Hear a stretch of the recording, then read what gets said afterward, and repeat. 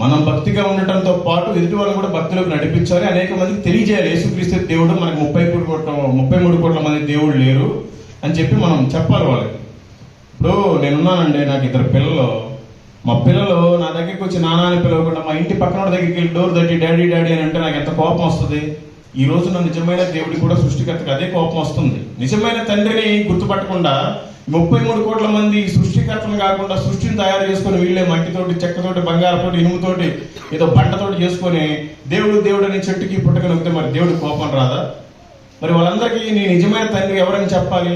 ఇప్పుడు నా పిల్లలు, సరే నేను లోపల నా పిల్లలు వచ్చి డాడీ డాడీ అని పక్కడోరు దాడుతున్నారు, నీకు తెలుసు నువ్వు పక్కనే ఉన్నావు, మీ డాడీ ఎవరో తప్పు, మీరు అటు కాదు ఇటు వెళ్ళాలని చెప్పాలి కదా. అది చెప్పకపోతే ఏం ఉపయోగం?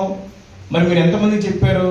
మన తండ్రి పరలోకపు తండ్రి, మనం ఈ లోకాచారాల్లో ఉండకూడదు, మన మార్గం ఇది అని చెప్పాలి కదా వాళ్ళకి.